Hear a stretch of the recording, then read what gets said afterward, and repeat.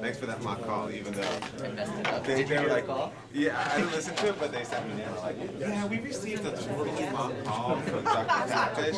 I tried to be as, I'm not a good liar. Dr. Borham, turn your sign towards me. Thank you. Okay, good morning, everyone. Thank you for coming. We'll bring the meeting to order.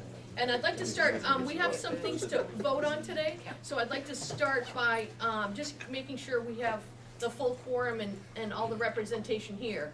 Franny, I signed you in. Thanks. David, I signed you in too. And Eric's on the phone. Eric, I signed you in. Good morning. Okay, for Good morning. For Bon Secours, Dr. Craig Van Rokens. Present. Catskill Regional Medical Center, Dr. Carlos Holden or Dr. Vora. Right here.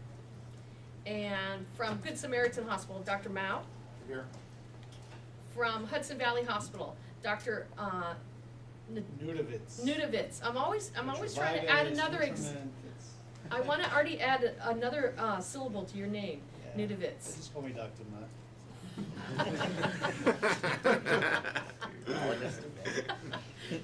That's pretty good.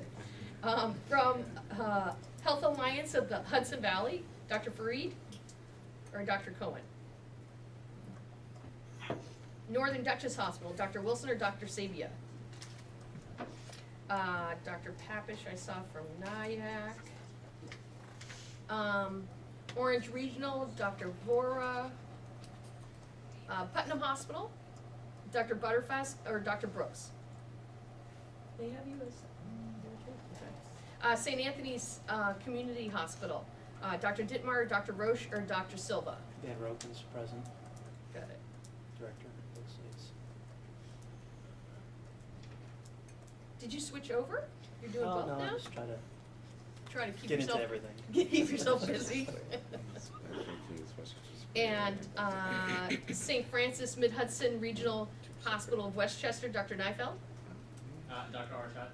Okay. Who? Wait, I don't know how to spell that. Could you spell your name for the stenographer? Absolutely. Hey team, how are you guys? To introduce myself quickly, Faison. Come to the table. Why, thank you for the invitation. He's good to see you right there. Right there. Yes, Can you bring a cup of coffee? I'm almost out. So, Dr. Stu Faison- Miller's out of coffee could, no. Go ahead. Arshad, last name is A-R-S-H-A-D. Dr. Wilson's Hey, back Marty. there. Oh, Dr. Wilson, come on. You've got a seat right up here. Oh, okay.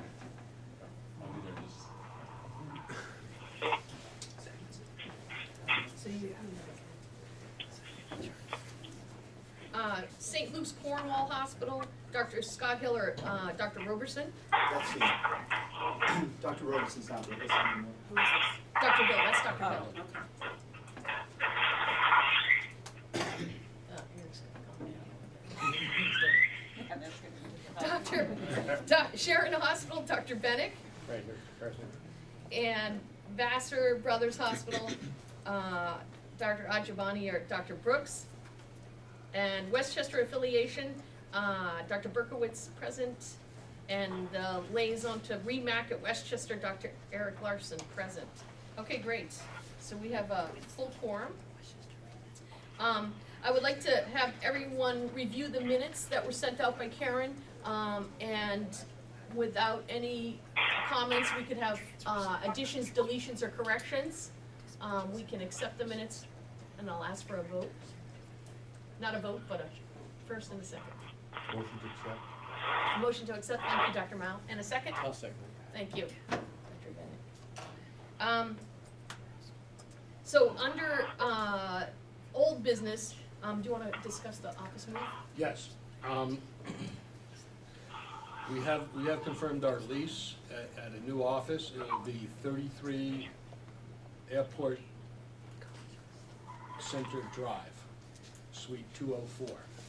It's, if you continue down this road to Stewart Airport, you make a right, you go into the airport itself, and there's a street on the left called Airport Center Drive. Up the left, the top of the hill is a building there. We'll be in there. We have a suite that's a little bit smaller than this, but it has a common conference room that's a little bit larger than this, be able to accommodate more people, and it's a larger area. And I have all the meetings that are scheduled, we have reserved the conference room for those days, so we will be on schedule, we will have the conference room, and everything will be available to us. We are planning on moving it somewhere in the first 2 weeks of December.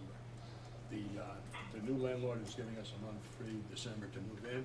We're just getting the facility, we're building out a couple of offices, and we're putting in some of the IT stuff, but we're ready to go. We will have a smaller conference room in the facility itself that will sit about 12, but the big conference room will sit about 50 people.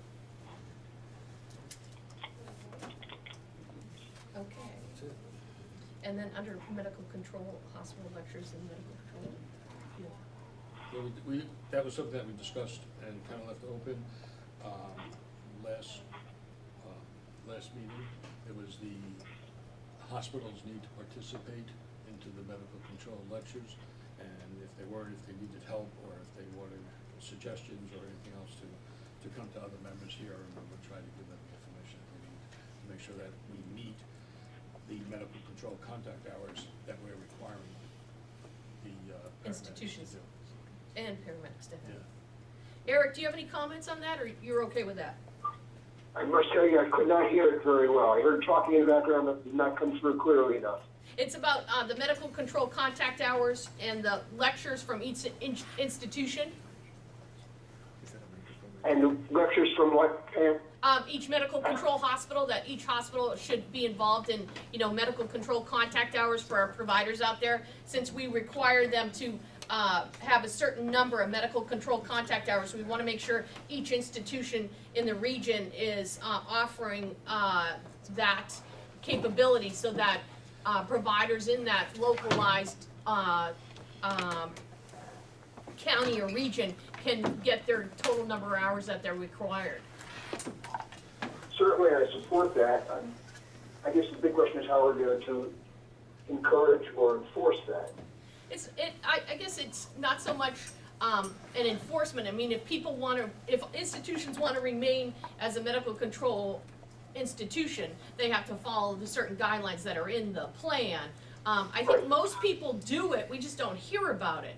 And I think that's where we can improve the communication and get the word out there, and even actually advertise some of these lectures and programs that are being put on the website, so that there'll be more attendance and that it's more widespread of people's attendance, and just get more input. So I think that's more of a discussion and a process of us making sure all the information's out there, and people realize what's happening. I'm sure there's some lectures on Ebola somewhere. Okay. Moving on. Sorry, I had to get it in at one point. Service upgrades. The town of Wallkill Volunteer Ambulance has proceeded and completed their process for an ALS upgrade. I recused myself from the process because of affiliations I have, so it was turned over to the TAG committee, and Dr. Stutt and Rich Parrish, who's here today, is going to discuss the findings from the TAG, and then we need to vote on the upgrade. Rich? Okay. The Remac tag for Town of Wallkill Volunteer Ambulance Corps upgrade has met several times over the last You gotta couple of slow months. down, Rich. You can't read that fast for me, Okay. unless you wanna give me a copy after. Oh, we can do that. but I'll- Make sure you do it word for word then. All right, Yeah. Thanks. start from the beginning? Yeah, go ahead. Okay, the Remac tag for Town of Wallkill Volunteer Ambulance Corps upgrade has met several times over the last couple of months and has reviewed the ALS upgrade application in its entirety. The ALS upgrade tag, based on the information provided by Town of Wallkill Volunteer Ambulance Corps and the New York State DOH Bureau of EMS, stating that TOVAC is a BLS agency in good standing, is recommending that the Hudson Valley Remac grant Town of Wallkill Volunteer Ambulance Corps the ALS upgrade. The TAG would like to bring forth the following recommendations and observations. The TAG would like to recommend to the administration of TOVAC that they hire an experienced Hudson Valley paramedic to be the operations director. The Remac also requests that the name and contact information of the Director of Operations is forwarded to the Remsco office. To clearly state that their ALS backup and TOVAC's participation in the ALS mutual aid plan. 3, several of the ALS agency upgrades have suffered from financial difficulties within the first 5 years. These difficulties are usually brought upon by the inability of expansion and/or the increased cost of operations. The Remac asks all ALS agencies to be aware of this and to report any reduction in services as required. The Remac would like greater participation of ALS medical directors and ALS agency administrators at the Remac meetings. Respectfully submitted by the appointed TOVAC tag for ALS upgrade. Thank you, Rich. So the process was followed and everything was submitted, and I believe we have some representatives here today. Did you want to make any comments? Do you want to address the committee? Do you have anything? My name is Terry Barbie. I'm the administrative director with Town of Wallkill Ambulance. I've been with them probably about 9 or 10 years now, and we've kind of worked with ourselves. Raise your voice for me, Miss Barbie. Raise your voice up. apologize. You've been with them 9 or 10 years, and what? And we've been walking ourselves through the process now for about 8 or 9 months. So my understanding was that we were just here in case the doctors had any questions. Okay, so we have to bring this to a vote, and the motion for the table, or for the floor is to allow Town of Wallkill Volunteer Ambulance Corps to be upgraded to an ALS service. The TAG committee, as you just heard, had reviewed all the application and the supportive materials, and it was,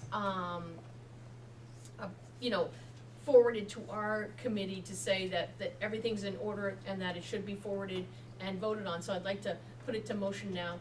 All those in favor, please raise your hands. And those against? Any abstain? So it's unanimous. So that's, passes unanimously. Thank you, everyone, and thank you to the TAG committee. I know it's a lot of work, and, certainly Town of Wallkill did a tremendous job to get this all together. However, thank you for everyone that does this work on the side to help us out. It's really appreciated. Evaluation Subcommittee, Dr. Brooks. Nothing to report at this time. That's a good thing. When we have nothing to send to Evaluation Subcommittee, that's a good thing.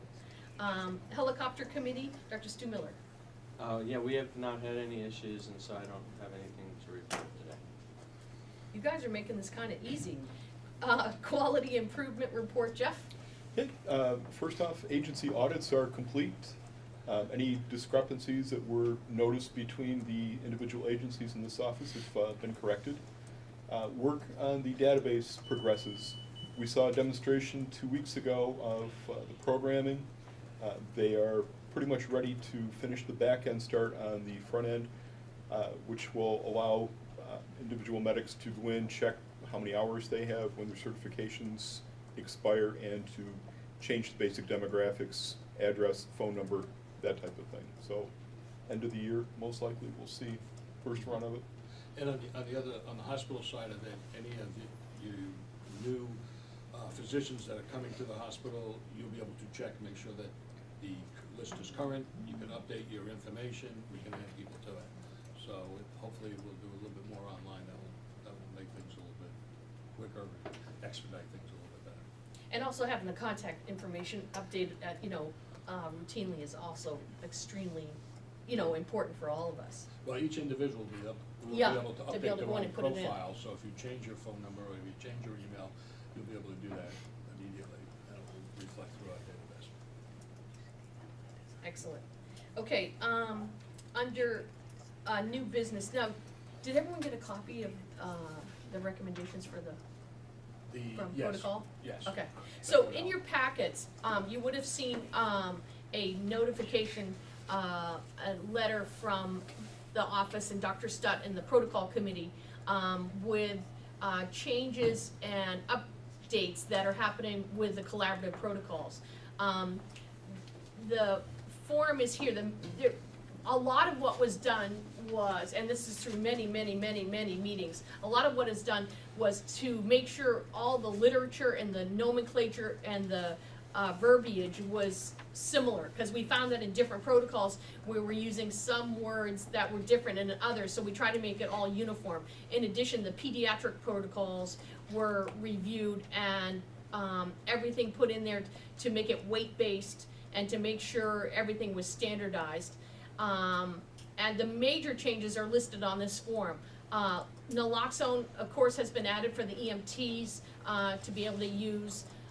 Number 2, hypoglycemia has been defined as a blood glucose less than 60, which was to be consistent with what Remac had approved and put forth. And nitrous oxide was added as an option under the advanced provider. And what's happening there is, due to the hard work of David Violante, thank you, David, we've been able to show and utilize nitrous under, it's 4 different agencies. Correct. And show the indications, and what we've been doing is providing all the information to the collaborative organization so that we can look at it from an option that more people will come on board. I know that agencies are looking at it right now for the equipment and such, but for right now, we're gonna continue on as an option for the advanced provider under, pain medication and such. And again, thank you, David, for all the hard work on that part. Norepinephrine has been added as the vasopressor to replace dopamine. That's probably one of the bigger ones. Haloperidol was added as a physician option for patient restraint. And return of spontaneous circulation protocol was changed to reflect all the stuff from American Heart and how that had changed.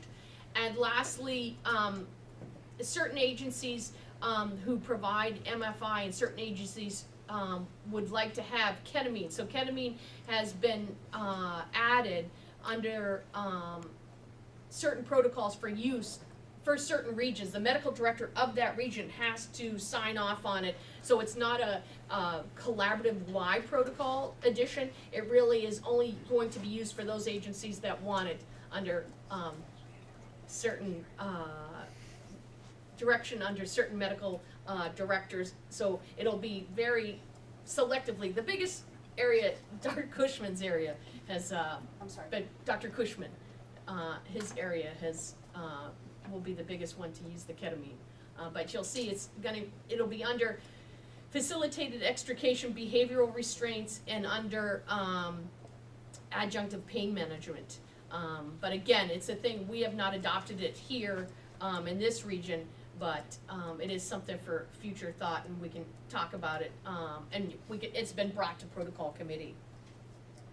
So I do have to have us to vote on these 5 changes, 4 being more of an impact, 3 which we had already done. The only real new ones is the addition of haloperidol and the replacing dopamine for norepi, which was pretty straightforward. The other way around, sorry. Norepi for dopamine. Yeah, did I say it backwards? Yeah. Okay, so I'll put a motion on the floor to adopt these new changes for the protocols, and I'll ask for a vote. All those in favor? It looks unanimous again. Thank you, everyone, and thank you to Eric and the protocol committee for all their hard work. You guys, again, you do all this all on your own time, and I really appreciate it. Pam, just to be clear, that starts in January. Oh, sorry, yes, January 2015. Okay. Now, because I was absent at the last meeting, I can't give you an update on the BLS and the naloxone program. Should that go to Eric, or? Actually, there's 2 parts to it. We had talked about the citizen-based naloxone program, and we had asked if any physicians wanted to sign up for that. And I do have the list here, which I will pass around, and you guys can sign up if you're interested in it. But this particular one that I have here is an additional program that the Department of Health is going to supply naloxone to BLS agencies. So if they apply to, they come in here and they apply to us, and they get their memorandum of understanding, their training and their policies and procedures, and they get accepted to carry naloxone as an adjunct, then what we do is we'll be able to distribute naloxone to them. Now, I haven't gotten the final contract with that yet, so I'm not exactly sure how the details are working out on it, but for the next 6 months, we should be able to do it that way. So we have about half of our agency, half of our BLS agencies now are signed up for the naloxone program. We hope that this would move the rest of them to that level, all right?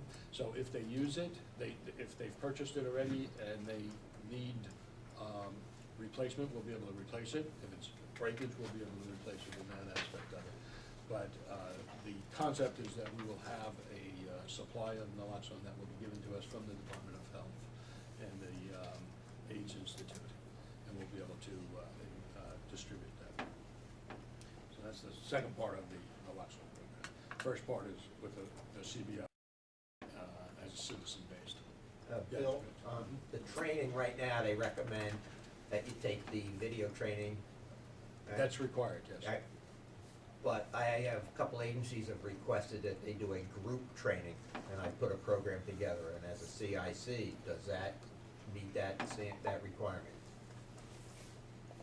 I would have to check on that, because I know they wanted the certificate for each individual.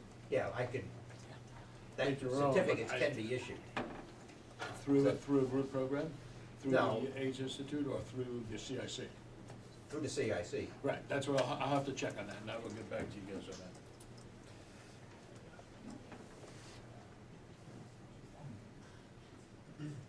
That's pretty much it on that. Yes. Okay.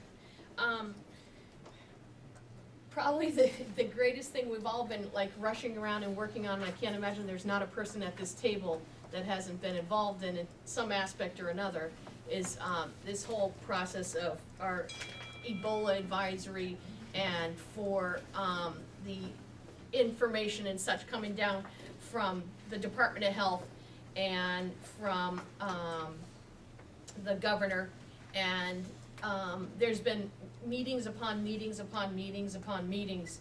The new Commissioner of Health, Dr. Zucker, asked us all to participate in a telephone conference call, just so that we could all be on the same phone and listen to the same information being given out. And it was open to a discussion for people to bring forward any communications or concerns they had.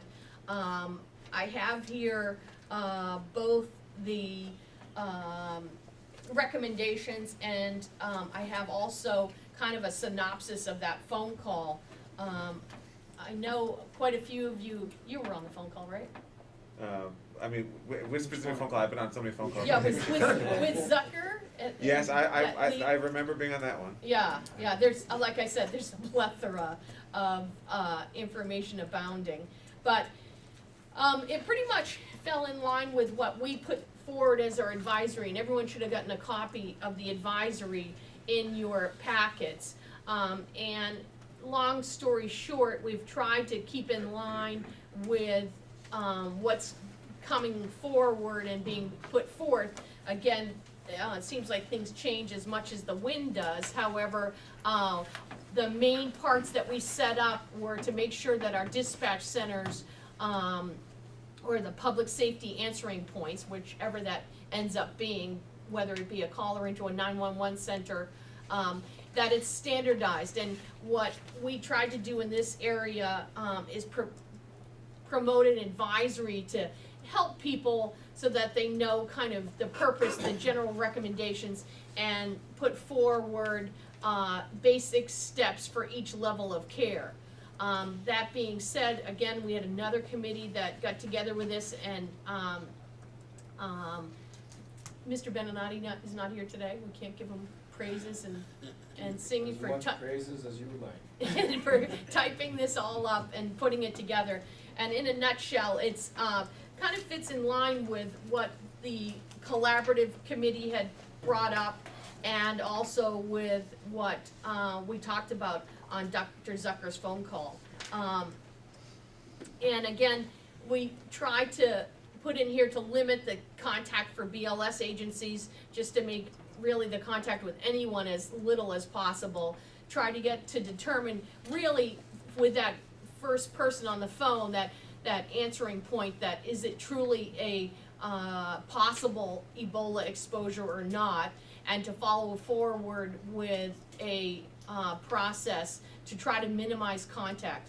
The biggest thing that's come forward with all of these communications and with all this interaction with the Department of Health and with the governor is that it's a concern of, does every single agency out there have the capabilities of having the personal protective equipment that is required, and the cost and the preparedness and the training that is requested by the Department of Health to be done on a regular basis and without really any assistance to these agencies. So we put forth recommendations of trying to get either the equipment donated to these agencies that are out there in the outskirts that do not have this material, and interim guidance for them on how to do the education and such, and could we make it so that we have localized regional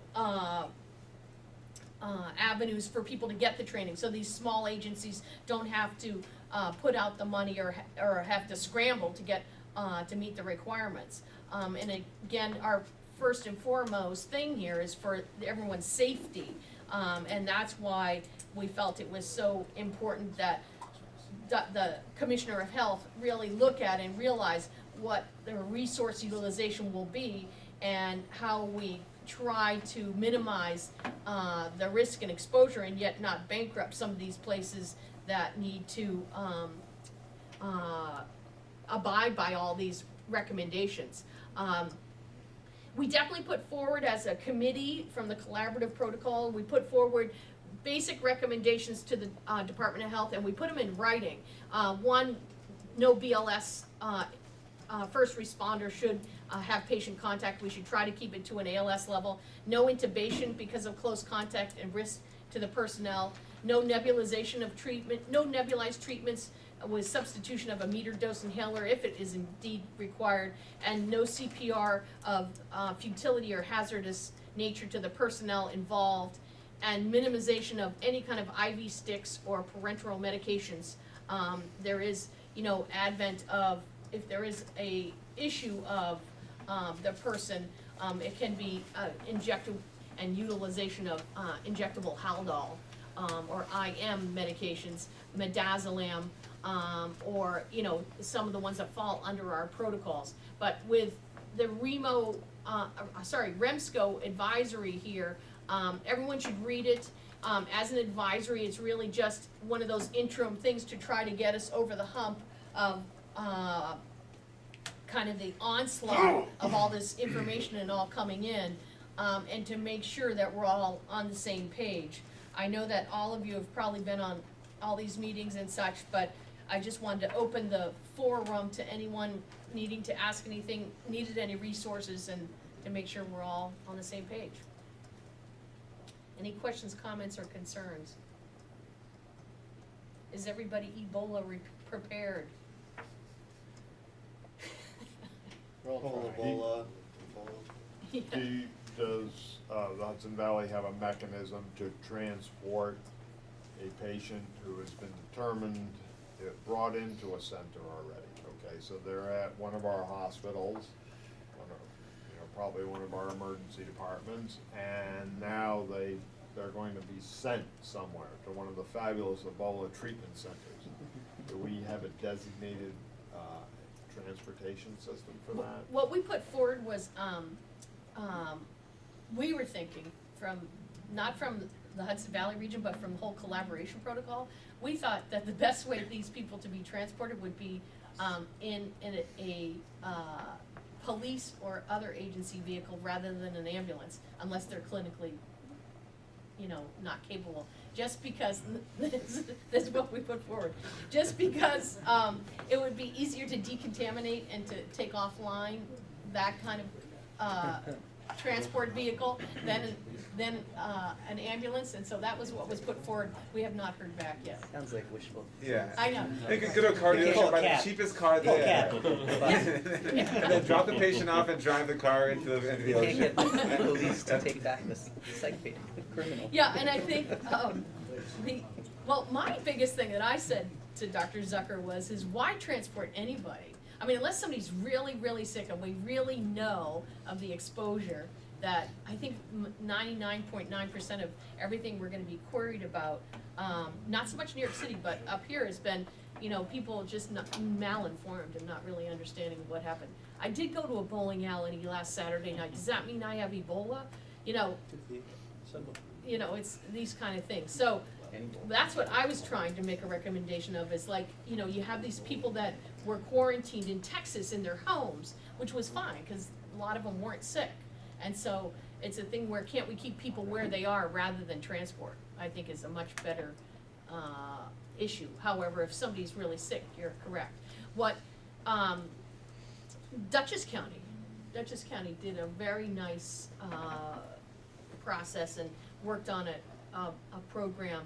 And what they put forward was their county's going to work on a strike team, that if this does occur, a strike team responds. And it's a designated set of individuals that have the proper equipment, proper training, and will respond to a real threat and a real... To the point house or location, basically when if I'm wrong, Dave, let me know, but if a patient calls, or such a call, 911 center gets a call and the health department gets involved right away, and the patient doesn't get moved until there's a plan of action before they leave their either home or the environment that they're in, and they'll tell us what to do. With that, each hospital has pretty much gotten it together, and they have rooms. I know Hudson Valley has, we have, and Northern Dutchess has, so the 3 hospitals actually have a protocol in place. If they're brought to the hospital in the ambulance, and that's what they're told to do, they wait out in the ambulance until the ER is ready to accept the patients, and each of the hospitals has 1 or 2 rooms that are specifically set up, and a plan of care for those patients after the ER, and I believe not to stay in the ER for more than an hour. And then they get brought to the ICU in designated rooms. So the plan is to keep the patients in the area. There's an issue. How do you transport these people down to Bellevue or one of the Mount Sinai or one of the other hospitals? Who's going to do it? Then do you contaminate another rig after one rig's already been out of service? You're talking about that rig being out of service maybe 8 hours by the time it's clean. And then you're going to have a transport team from where? From up here? And then down there, or do you wait for the transport team down there? So I think the hospitals in the county have decided, let's just go ahead and treat these patients. We should have this stuff to treat them. We looked at,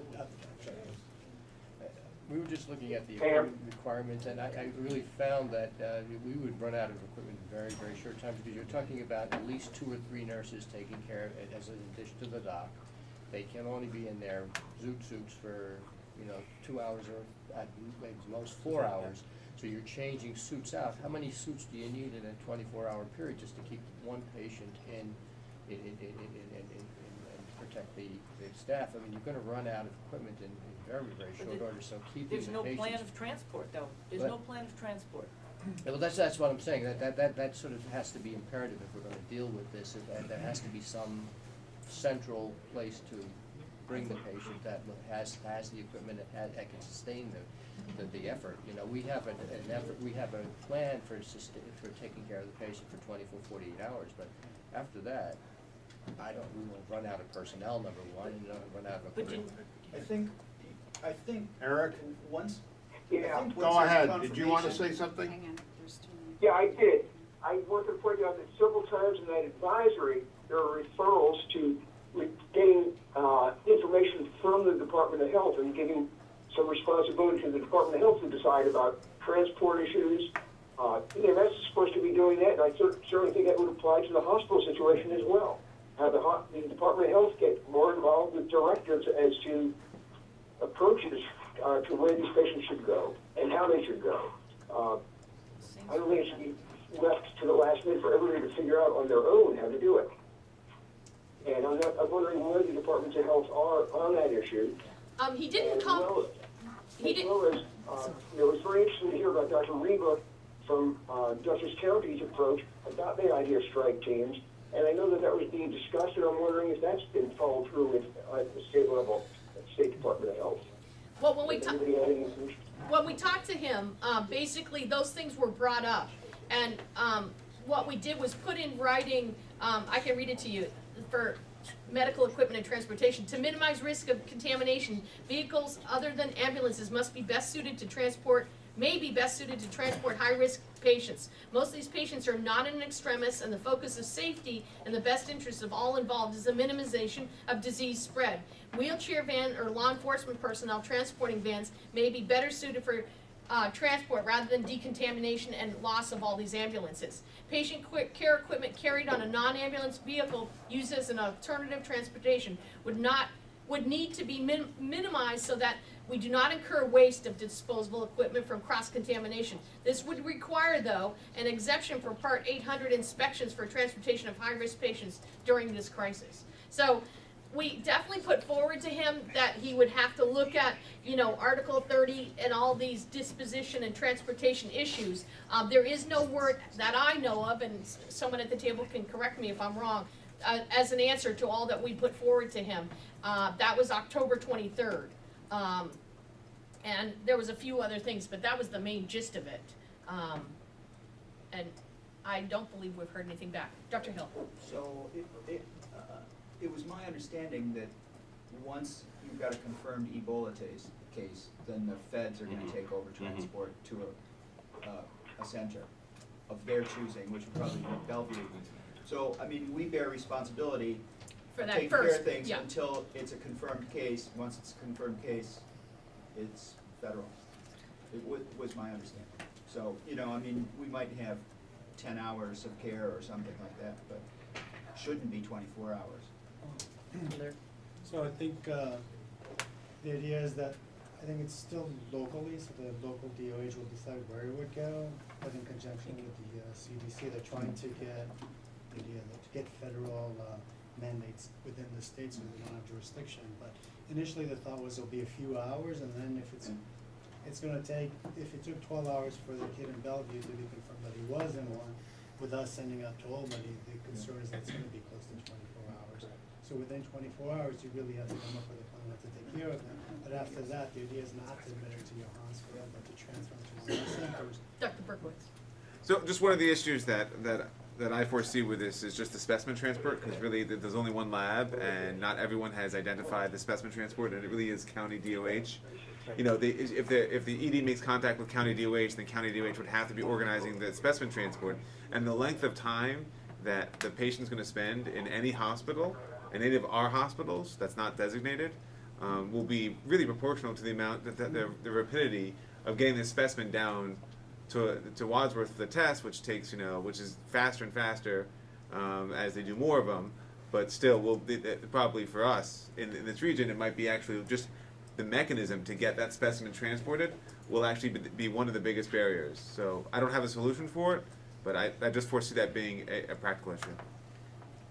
At one of the last meetings, Montefiore is going to be one of our local receiving centers, and they had said, although they're not fully operational yet, once they are, they'd be willing to take patients that are just PUIs, that without doing any phlebotomy at the local hospitals. If they really meet the definitions of being a PUI, they will take them off our hands without any phlebotomy. Yeah, I would, speaking for Montefiore, okay, I would basically, They're just not there yet. I would basically say that no facility will accept any patient at this present time unless they are indeed confirmed positive test. Good. Okay, so yeah, sure, we'd be interested in hearing at Montefiore that, hey, you have a concern, and the Montefiore system has a protocol which includes the ID person and the local health department and the quick tie into the CDC.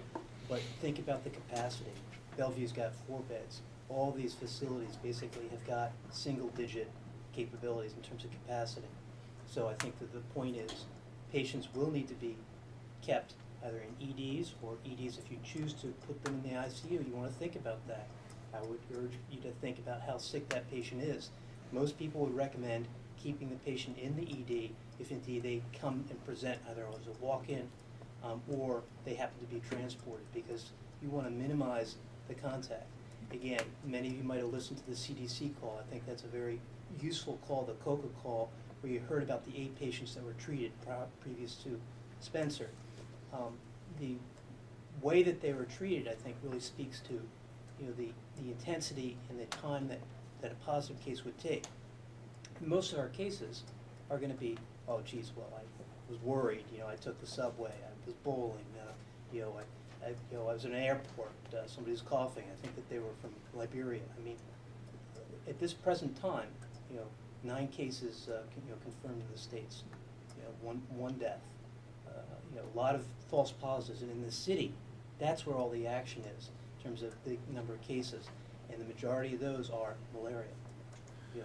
How many actual PUIs have we had in this region? Like real, In this met the region, case I definition? don't know about this region. I can speak for, you know, we had 2 concerns where calls went out to the health department, and there's a lot of hysteria. And this, I'm talking about St. Anthony and Bon Secours. The one Bon Secours, the call didn't go out to the health department because we stopped it. Stop. But St. Anthony, they did call the health department, okay, and it was nothing. Right. And many of you probably have that same experience within your own EDs of, hey, geez, I'm worried about this, and the call gets to the director or to nurse management or to leadership or ID. And some of these, the health department has had calls. I don't know the total of calls in Orange County or any of the counties of the Hudson Valley. In the city, many of you might be getting the mental health, the city report. Okay, and that's a very useful report because the sit rep basically states how many cases, what the percent of those cases, you know, in the people that they're following. That's a useful information because they are following a lot of people, but most of the cases that were really concerning were malaria, you know. And I think that if I remember right, just from the sit rep, the last one I saw, it was what? the Sit rep. Sit rep. It's it's SITREP. Thank you. Thank you. You know, I think they were talking about, like, they had about 35 PYs. It was about the number I saw, none of which had ruled in. And those are people who likely had an ILI with travel to one of the endemic countries without an actual risk exposure. And that's the numbers that we're actually working with. So, I mean, one of my concerns is that actually someone's going to come in really sick from Liberia with sepsis, had not had any exposure, and people are going to run from their room, and the patient's going to die of, you know, falciparum malaria or whatever they're going to die of. Or in fact, as one of the reports documented, an ectopic pregnancy that basically was delayed a little bit because people had some concerns about that. So that probably is a larger likelihood. Well, and flu season's like a short breath away, so we're going to get inundated with febrile patients of concern. You know, people are, well, we'll see what happens. Well, dude, actually, I think that is a big issue. In fact, I was going to bring it up myself, which is, you know, there's you have flu season, you have a lot of other people. I mean, there is a big potential for people to, you know, get sicker and or die because of delays in care. And we really should address that to make sure that any decision-making is really abbreviated as much as possible. I mean, a decision should be done in 10 or 15 minutes, whether to transport the patient. You know, there needs to be a lot of communication about what the risk is actually for any given patient. And, you know, and most of the patients we're going to see are going to be flu patients, and there'll be the occasional malaria patient that might be worrisome. But the thing is, you don't want people, because of delays in care, to meet their demise, and that there's a real potential for that. I think that's going to be worse than any risk that Ebola may present. Yeah, I think that the variability of each region, each county-wide and county Department of Health, there is a lot of variability. And so you could have, you know, one county doing something in the other county definitely on a different page. So I think that's a huge thing. We also brought up to Dr. Zucker was you need to look at your county resources and make sure we're all on the same page and that we're doing the same thing. And that's why we went back to that process of, and for lack of a better term, that came out of Dutchess, was a strike team. Could there be a strike team for every single region so that, that unification and standardization is done through one dispatch, through one medical director, even designate a medical director as being the go-to person to make those decisions, so the decisions that are made are, consistent, and that we stay on the same page, and we ignore some of the other things that can occur, and we can move towards treating these people that have other things. That was some of the other issues we brought forth to him. Again, I don't have an answer for you. That's what the concerns were. Eric?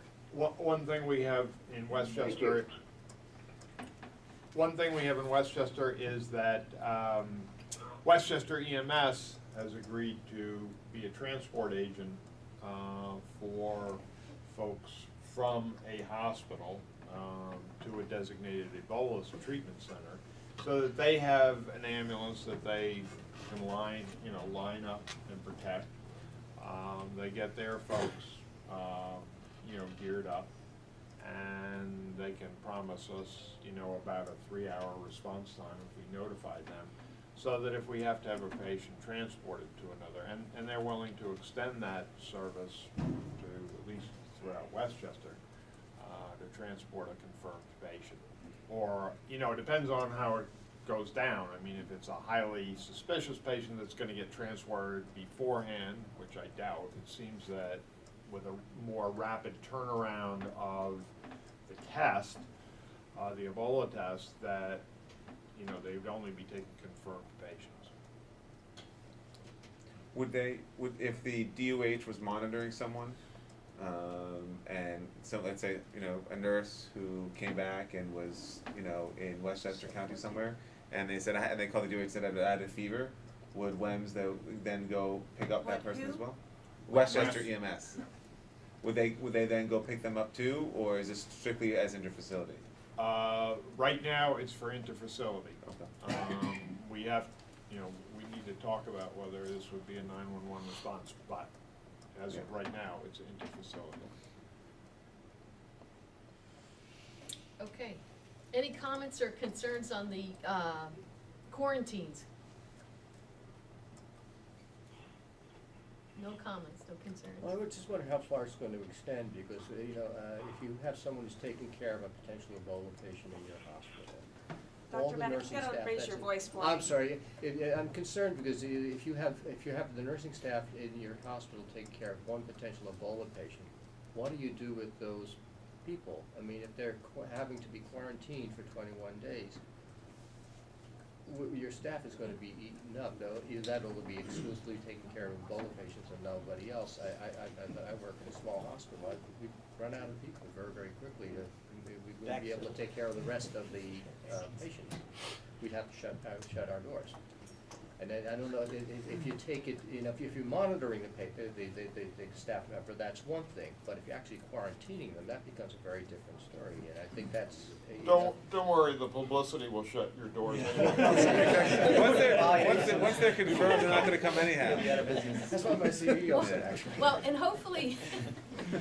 You will become the receiving facility. Hopefully, most quarantines will be done as this is the question I had asked Dr. Zucker. If somebody's not sick, why do we transport them? Why don't they stay where they are? And they would. The Department of Health can legally enforce and put armed guards outside of someone's home if they're put under quarantine at their home and they're under house arrest. They can designate it as they stay there and they can't move. Unless you have good lawyers from the ACLF. Which I'm sure they would. Okay, thank you, everyone. Any other comments or concerns? Under the CMAC report, do you have anything to add in terms of, it pretty much was the collaborative stuff, the meetings coming up, and I think that was. Well, the EMTC back. Oh, yeah. One of the programs that actually had started before and had been under consideration was for the utilization of EMTs to use CPAP. And as you know, many things have been brought forward, not many things, but new things have been brought forward to use at the EMT level. And what CMAC was promoting and discussing was protocols for just that, to allow under strict protocols, strict advisory of when and when not to use the CPAP for utilization of, non-invasive ventilatory efforts under the EMT level. So that is still, in the works of being, but it's on the table for discussion and for utilization and moving forward. It's actually been approved by the CMAC and and this SEMSCO, and has moved to the commissioner, and the commissioner needs to sign off on it. It's on his desk, let's put it this way. The protocol, the criteria, and what it would be for the exact patient to utilize it on. CMAC approved it the meeting before, but I think it went to SEMSCO this time. And again, it was forwarded to the Commissioner of Health. Pam? Yeah. What also took place at CMAC was, at the previous meeting, I brought up the issue we were having with PCRs, and Dr. Daly from Albany Med brought it to CMAC, and I got to support him, and every doctor at that table, just like at this table, supported that, yes, it is a system-wide problem. And some other doctor that I have not seen before at CMAC stated that he got a CMS citation for not having the PCR in the medical record. And what they did, Dr. Daly made the motion that it is the responsibility of the vendor and or the agency, not the hospital, to get the PCR. And that went to SEMSCO, and SEMSCO passed that motion. When I sent an email up to them asking them to send out a clarification about that, that has not happened yet, right? And I think that this group here needs to support that position. And what Rich is meaning by that is, and I don't know, because I wasn't at that meeting, so I don't know who the doctor you're talking about who got the citation. However, what it refers to is that you in real time have a PCR in your hand when you're treating the patient in the ER. And that documentation, that piece of whatever it is, whether it be electronic medical record that they're faxing into you or giving you a copy at that time, be available. And what the motion Rich is talking about, and to we can make a motion for this table and for this committee, is to back the support of the institution that they can't be held liable, nor the doctor who's receiving the patient, because they don't have any control over that PCR generation and the PCR completion. And, I know that it becomes an issue when you talk about medical litigation and case law, and cases I've reviewed have clearly had in there, did the provider have the pre-hospital documentation when they took care of that patient. So we could make a motion here to be also on the same page as CMAC, to say that we would be in support of making sure that the these contracted, what would you call them? The vendors. The vendor, that's the word, right? sorry, I couldn't think of And the agency, and, the one agency that I'm dealing with, the vendor does not have, or does have, but for an extra charge, the capability to email, fax. And the agency has elected not to pay that extra charge for that. So they go back, and to this date, they have yet to submit PCRs. They want us to go onto a desktop, sign on to it, have my charge nurse sign on to this desktop, and download the PCR. And that's the only agency that's asked us to do that. Everybody else, Mobile Life, Diaz, everybody else that's gone to EPCR gets it to us. Some of them don't get it to us when they leave, and we've come up with a 5x7 pink card that they fill out, and they give it to us, and I sent it to Dr. Stuck, because he asked for a copy of it at our last meeting, right? And that's what we're doing. If you can't leave your PCR, at least leave the patient demographics and what you did for that patient, especially if you gave him drugs. All right, so the physician has something, and then they're supposed to get us the PCR, like Diaz gets it to us within an hour. So I'd like to make a motion from this committee that we support this initiative to try to make it so that each agency will in real time get us copies of or provide documentation of that pre-hospital care and interaction. I'd like to make a motion for the table. I'll second. Second. Okay, all those in favor? It's unanimous again. Thank you, Rich. Anything else anyone want to add from especially SEMSCO, because I don't go to that meeting. Anything else? Okay. Under pad proposals, epi, albuterol, glucometer, and Narcan, we have no new proposals to put forward at this time. Under new business, I forgot. Dave, could you just speak to the part about changes to Part 800? The state sort of semi-ubiquitously sent out at the end of September some amendments to Part 800 for a public comment period regarding the Public Health Law Section 3002. I'll read here: to clarify terminology, eliminate vagueness, address legal statutes, and incorporate modern professional, ethical, and moral standards. The idea is that the changes relate to certification, recertification, CME, required conduct, suspension and revocation of certification. So those changes may or may not affect this group in some way, shape, or form. I believe Bill has a copy of what those changes are and can send them out to anybody here if you guys so request. Yeah, the Part 800 definitely affects the REMSCOs more, but I just wanted Dave to bring it up just so that we're aware and that, that any kind of changes that are occurring and things that will impact us down the road, we should always be aware of, and I think that level of communication is important. New business, under an open forum, anybody have anything they want to add this morning? I'm Sharon Frazier from Hudson Regional Hospital. I just want to add to Rich's conversation. A lot of our PCRs that are left at our ER are not completed, like the times aren't in there or certain things are not completed. And we're encouraging them to leave something, like Rich has that demographic sheet. What I'd like to ask is if it is encouraged that the agency provide a completed PCR, because the providers will complete that before they submit it to their agency, but we're not getting that end. We're getting the incompleted one.